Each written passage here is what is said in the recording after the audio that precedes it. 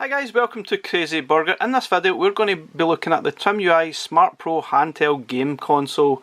I picked this up from Amazon for about 120. I think you could probably get it cheaper though. It does vary in price range from 180, it depends where you buy them from. But anyway, let's have a quick look at this. It looks like a really cool handheld retro console. Let's get started with the video.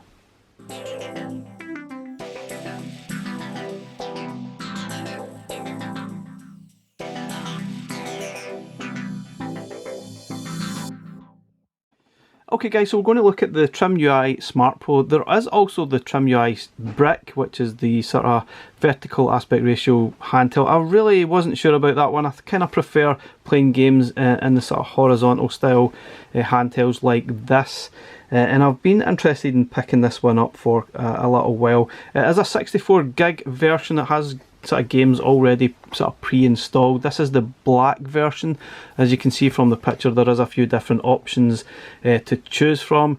You're most likely going to find this on Amazon or even AliExpress, though I prefer not to go down that route. You might find it for $60 on AliExpress. If you're lucky, you might find it anywhere between 80 and 120 on Amazon. Really is your luck sometimes, but it does look really cool. There's some information on the back there about the console, not an awful lot, but anyway, let's get the box opened up. Let's have a look at this handheld. So on the back there is a little bit of information about the keys, kind of a pointless I guess, but the information is there. The sort of memory card that is already included on the handheld. In the box there's also your instruction manual, and there is a charge cable as you would expect, as normal. Now let's have a look at the actual handheld. It's got a screen protector on just now. There is LEDs lit up around the actual thumbsticks, which is nice. They change different colours when it's turned on. And this actually gives me vibes of a PSP, just with the size of these thumbsticks. They do look very similar. And even the size of the unit does feel like a sort of PSP sized unit. And it's got quite a small D-pad, but it's quite soft. It does feel quite nice. The thumbsticks are nice, but I think they might feel a bit small. They aren't even clickable either, which kind of surprised me in this day and age.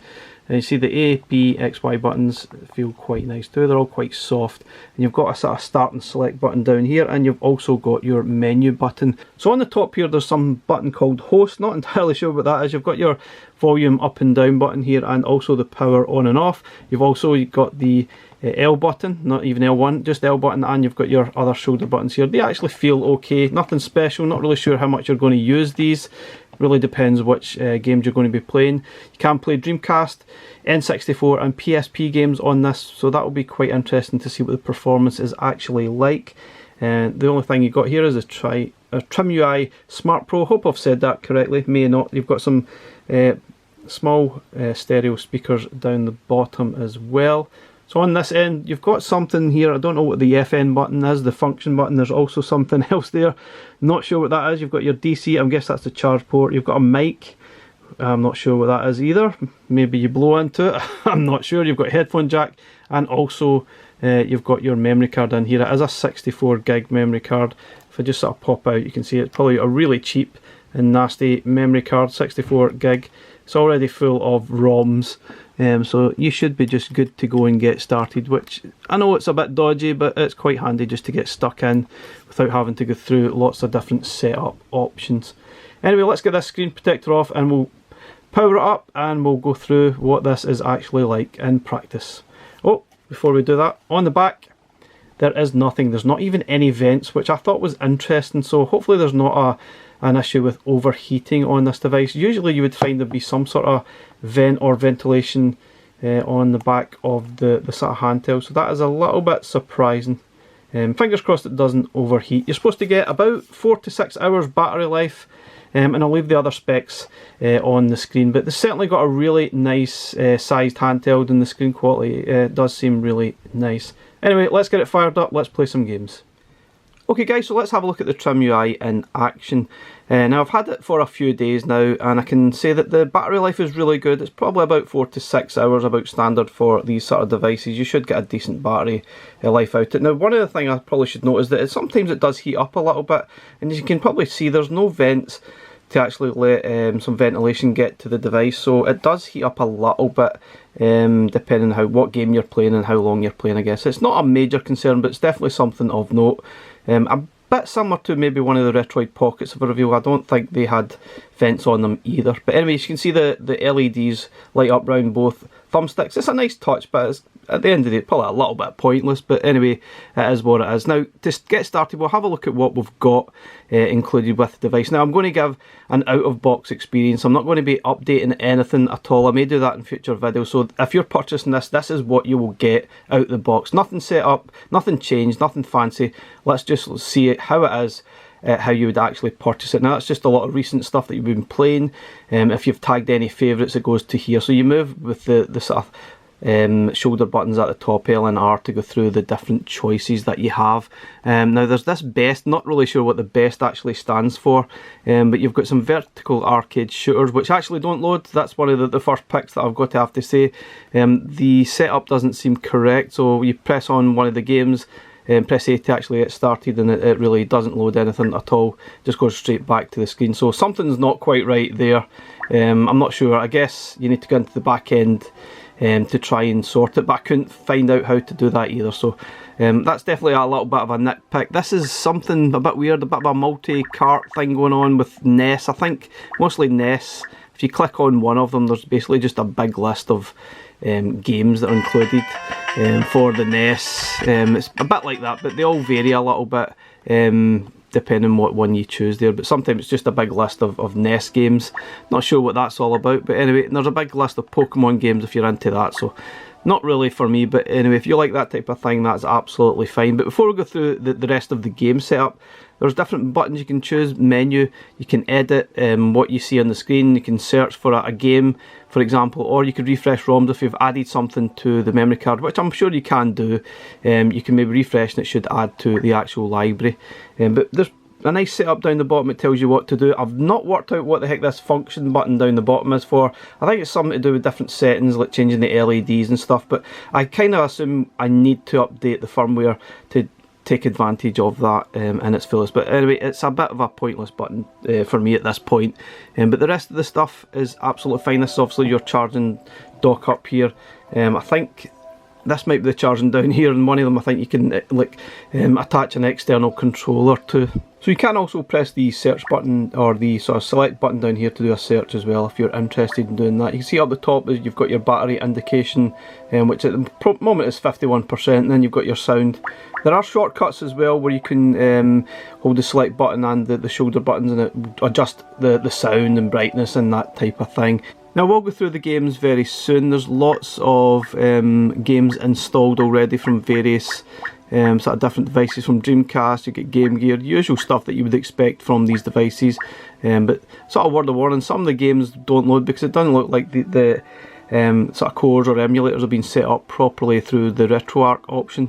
You can actually see RetroArch is included here, but I can't. It's like an old version of it. I'm not entirely sure how to sort of manipulate it and change it. I couldn't see any obvious way of doing that, so maybe need to do some background checking or even just upgrade to a better OS. So word of warning, I will go through the ones that didn't actually work as standard. There's a few other apps here that you can use, but I'm not really sure. There's Moonlight if you want to do some online gaming, and as I said, there's a section here about the function key. Didn't really make a lot of sense to me, to be honest, what it was actually trying to do. But anyway, let's go straight to the sort of settings.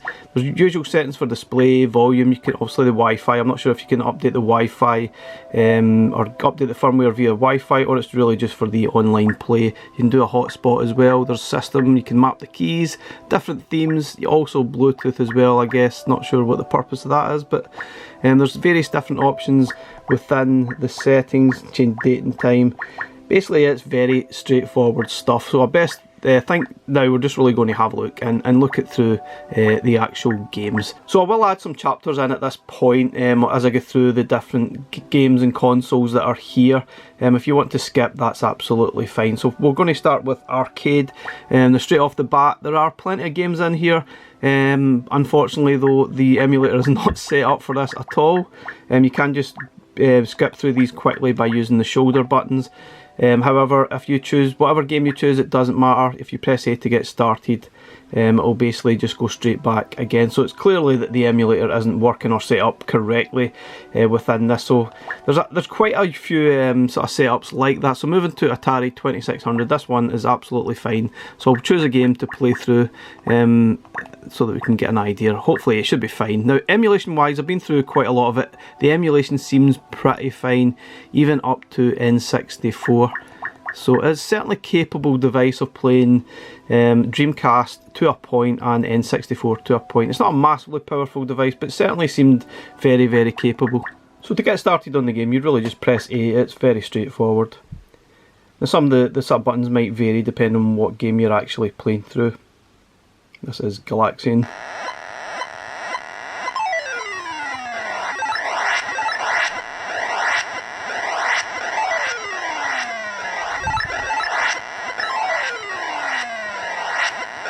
Obviously, I'm not showing off my skill here at all. I feel as if I'm deliberately missing. So the sound is really good on this. You see the viewing angles are absolutely fine. There are sort of speakers at the front here for the sound, and it does sound really good. I've just turned it down for the point of the video. But yeah, emulation wise, I said pretty decent. I can't really see any massive problems from the games that do actually load. Now you've also got options to save. You've got save states. You can obviously load as well, and that you have actually got an advanced menu here to jump into the RetroArch in the back end. As I said, it does seem like an older version of RetroArch that's running here, but I didn't really have any need to actually go in here to maybe change something like shaders or change some input here. So it's really up to you. I think there is a point in the video where the Game Boy games, you may want to change the shaders for that so it looks more like the classic, but apart from that, I can't think of any massive reason why you would probably want to jump in here unless something really wasn't working properly. But I think for the best part, the games are set up and good to go. So we'll move on to that. We'll go to Atari 7800 now, and we'll just choose a game from this list. There's lots to choose from. I don't think it's every game. You can see the list of the games that are included. No doubt there's lots more games not here. If your favourite's not there, you can really just add your own games if you wish. But there's plenty here to get you started. This is Food Fight on the Atari 7800. Certainly sometimes you can see here that some of the ROMs don't actually work as they're supposed to.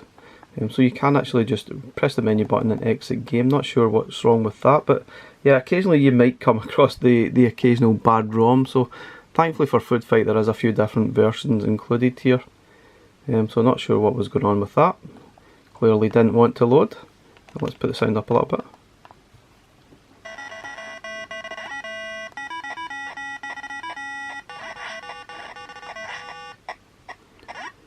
You see, emulation wise, it seems absolutely fine to me.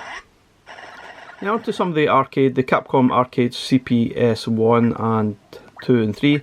Now 3 didn't seem to work, so we'll maybe concentrate more on CPS 1. So let's have a look at Captain Commando.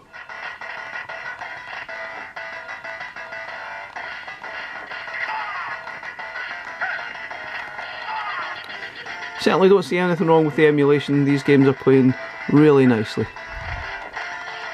Sound great as well.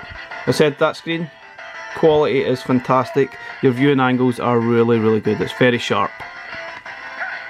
Okay, this is Aliens vs Predator. This is on the CPS2 Capcom, and this one playing absolutely great as well. If there was this amount of aliens, I would probably be running at this point, to be honest. So moving on to Dreamcast. Now, interestingly enough, they have included some of the Naomi stuff down the bottom, like Dolphin Blue. Sorry, not Naomi, Atomiswave. Sorry, I got that wrong.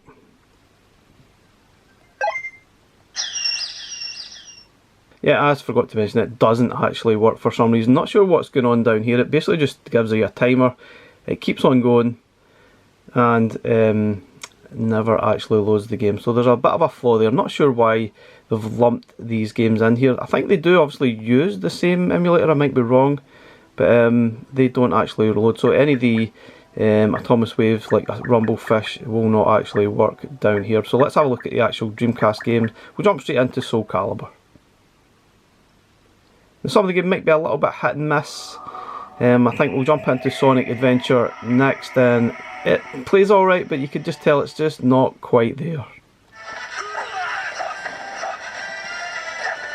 Now, I've certainly seen this game not performing that great on some devices, but I have to say it does seem perfect as far as I could tell on here. It performs as it really should. What a great fighter this is. So Crazy Taxi 2 and Dead or Alive 2, they actually play really, really well. I'll jump into Sonic Adventure 2 because I felt that just wasn't quite performing as it really should. It was okay, but not quite at full frames. So there's just a little bit of a cut up in the music. Happy to say the thumbstick does work, which is obviously a big, massive help for this game. But music wise, seemed a little bit off. There was some strange noise going on, and I actually played, the first time I played it, the rumble facility within the device was going a bit strange too. Seems okay right now, but you can certainly tell that the music isn't quite there, but the game was playing alright. Didn't really have any huge issues apart from the off music.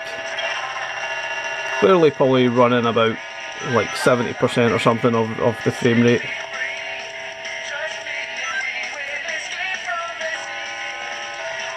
Definitely sounds a bit odd.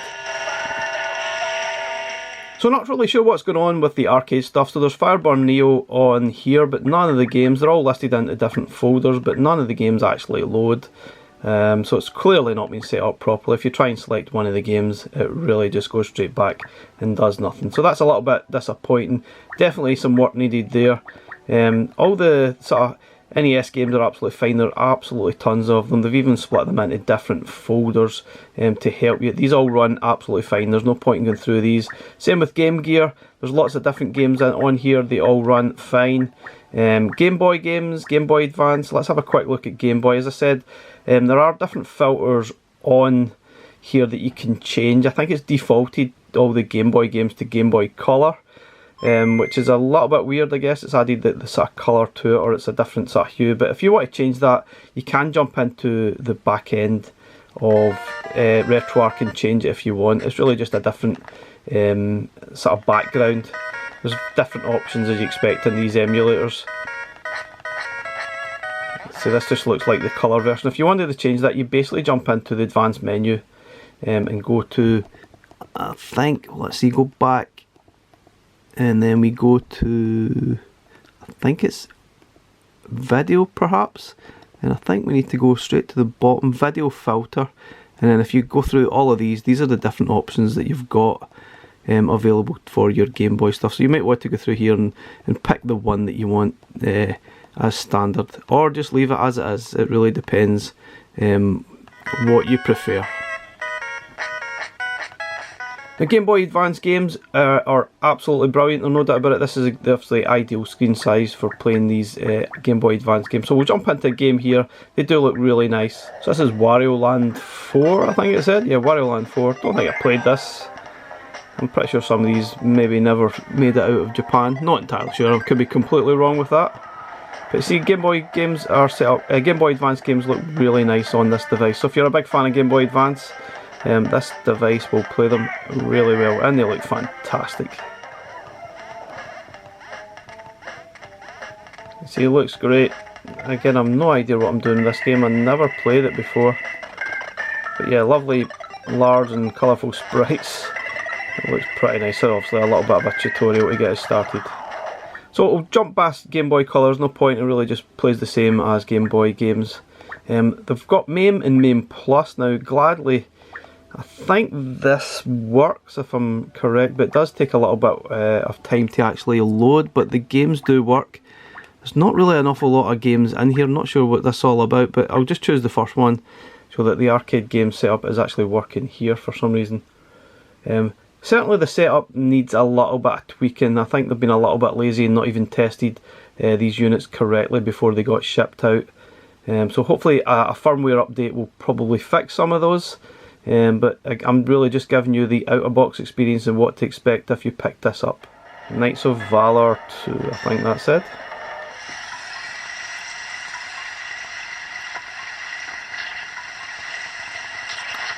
That seems to be playing okay though. Massive sprites. I don't think I've played this game before though, I might have. Seems alright though. Okay, into MAME Plus. Now, glad to say these games do actually work. I've been through quite a lot of the arcade stuff and obviously they haven't been working, but glad to say there are plenty of games here, if you're into your arcadey stuff, that do actually work. Now, sometimes it does take a little while to actually get going. Not sure if that's the device or the emulation. Most likely the emulation that it's running, just taking time to actually get started.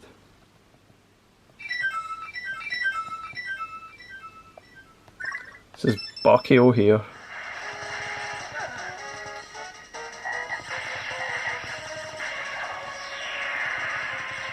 Very nice. Not one of those games I've actually played very much of, which is probably a little bit of a shame. This seems pretty decent. Bit of a mix of a shoot 'em up, beat 'em up, run and gun game. Interesting stuff. Okay, so let's have a look at Megadrive stuff, or Genesis, depending where you're from. Let's have a quick look at one of the games. I was trying FIFA Soccer, which was great. Probably not the best version, but it was amazing back in the day. There's lots of different games you can actually choose from here, which is nice, and these will all run absolutely fine. I mean, Megadrive sort of emulation has been absolutely great for years. It's probably one of the easier systems to actually emulate, I would have thought. Let's have a bash at NHL 94, definitely one of the classics that I was very much addicted to. If you've never played these games, you really don't know what you're missing. Probably some of the best ice hockey games ever made. Really addictive, brilliant stuff. I was very much hooked on this, I loved it.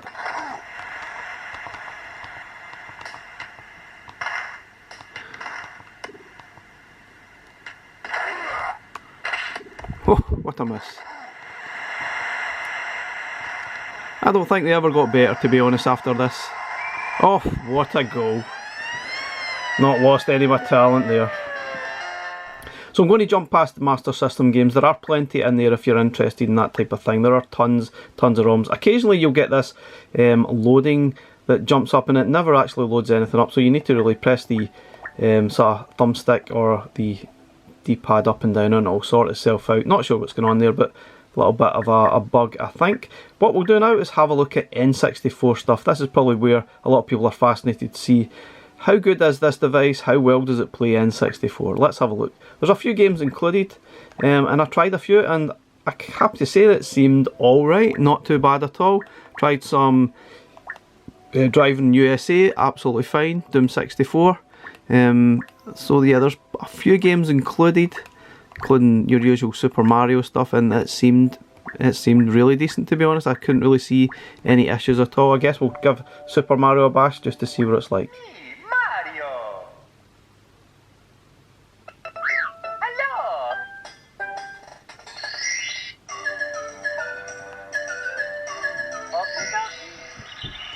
Now obviously you've got your dual thumbsticks here, so that means that playing N64 games will be absolutely fine.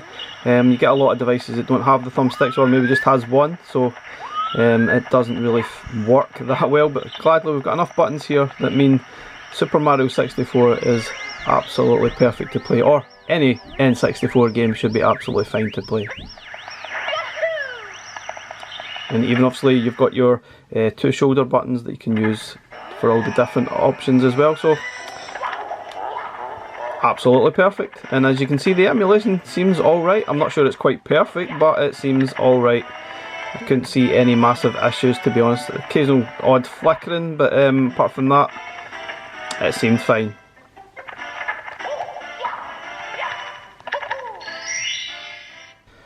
So we're going to have a look at Doom 64 as well. This is probably a little bit more of a demanding title that might be tougher to emulate.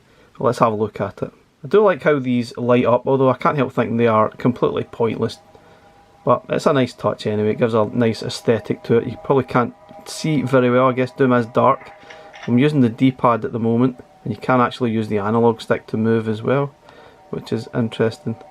What is the shoot button? Oh no, I've got a monster. Oh, it's the left trigger button. How awkward. Oh well, it is what it is. And I'm dead already because I couldn't move quick enough. But it seems to be emulating fine. Again, you may want to change the controls, I guess, to suit yourself, but it seems to be running fine. Now, I'm going to try Cruising USA as well. It seemed alright. I think there was a little bit of raspy in the music, and the emulation probably wasn't quite full speed, but it seemed alright. It seemed playable at least. Except for some reason I think this also uses the left trigger for acceleration. You see a little bit of a break up with the sound. Yep, it's the left trigger for acceleration and the left thumbstick to move your car. It seems to be playing alright, but the music is a little bit kind of jumpy, so not quite full speed. I've seen worse, to be honest, on this game. So there is also Nintendo DS games included within this. I tried a few of these and they seemed alright, but I couldn't quite get full screen. I'm not sure what the button is to get the action on full screen. See, to try Mario Kart DS and that game wouldn't load. So I've definitely came across a few ROMs like that just don't want to load at all. Usually there are some dodgy ROMs. You can see I've got the two screens here. I think that you could use the select button to jump between which one you want to prefer. I think it's that or the start button. Is it? Or the shoulder buttons? Oh, I'm not sure. There you go, it's the shoulder buttons to switch between the different views. I'm not sure. You can't get one of them full screen, which is a bit of a pain. But it seemed to be emulating alright, which I guess is the main thing. Now, another tragic tale with the arcade stuff. The Neo Geo stuff will not load either. I've been through quite a few of these games trying to get started, and it just goes straight back to the main screen. So another fail with those type of games. Neo Geo Pocket there, absolutely fine. Lots of games here that you can play, they're fine. PC Engine, unfortunately, I'm not really sure these work. Let me have a quick... Oh no, these ones were fine, sorry, I'm talking rubbish. There are plenty to choose from if you like your sort of turbo graphics or PC Engine, whichever you want to describe it, pretty much the same. Let's have a quick bash at one of the games. Gladly the buttons have been mapped nicely to the D-pad here and the B button, so it does feel quite naturally to play this game. Obviously I'm not very good at it though, but it seems to be emulating fine.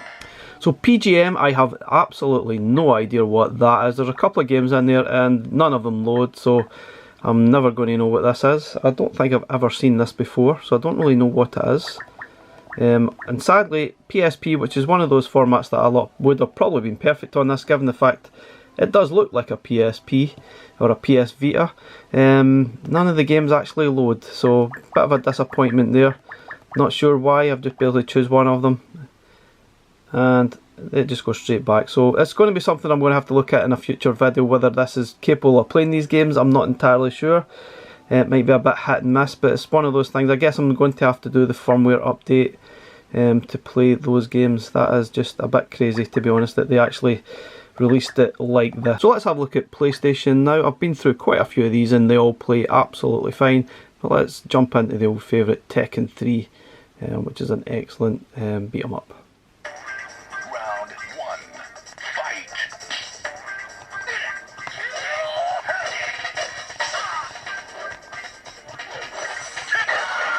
Yeah! Yoshimitsu can be a lot of fun to play. Maybe overpowered sometimes, but you see, plays fantastically well.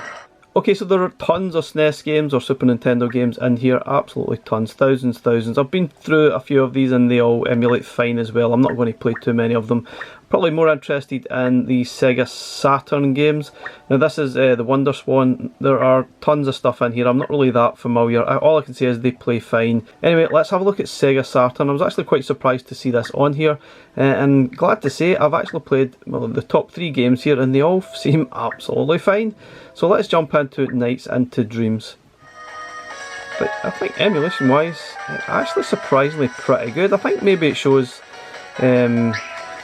where Saturn emulation is at. It's certainly made great strides in the last sort of few years. Not sure the graphics are quite as good as I've seen in some other devices, but emulation wise I don't see any massive issues. It seems to be playing really well. And I have to say Panzer Dragoon was exactly the same. It seemed fine. along with Clockwork Knight 2, so I probably would need to add a few more Saturn games to this device to see what it really is capable of actually doing, but so far it seemed great to me. Okay guys, so my overall thoughts of the Trimui Smart Pro handheld. I think it's actually a really nice device. It does look good, it looks quality, there's no doubt about it. It's a very well built handheld. I'm quite impressed with it. The emulation all seems fine. For the games it does actually load out the box, there's quite a few that don't work, has not been set up properly, that we've actually covered in this video. There's a few like the arcadey stuff doesn't seem to load, PSP doesn't want to load either. There's a few dodgy ROMs as you would expect as well, but overall it's actually a really nice handheld. The only problem is it's probably got a lot of competition out there that might be a little bit better and maybe a little bit cheaper, but for the money it's actually not bad. It is a very nice looking handheld. I'm actually quite impressed with it. I'll probably spend some more time with it, maybe upgrade the firmware to try and get the rest of the games working like PSP, maybe upgrade to a different operating system and see how that goes. I think this is a very capable handheld and I'm actually quite impressed. It will sort of range price wise from anything from about 60 to 120 depending on obviously where you're going to shop, but if you get a good price on this then I would certainly recommend it, especially for a lot of your other stuff like PlayStation, Megadrive, Game Boy Advance, and Dreamcast and N64 seemed very capable as well. Not top end stuff, but it seemed capable for the actual price, I guess. Hopefully I can get more out of this if I can upgrade the firmware. But I was really just given an out-of-box experience of what you would expect if you bought this one from the market, whoever you get your devices from. Anyway guys, thanks for watching. We'll catch you again in the next one. Bye for now.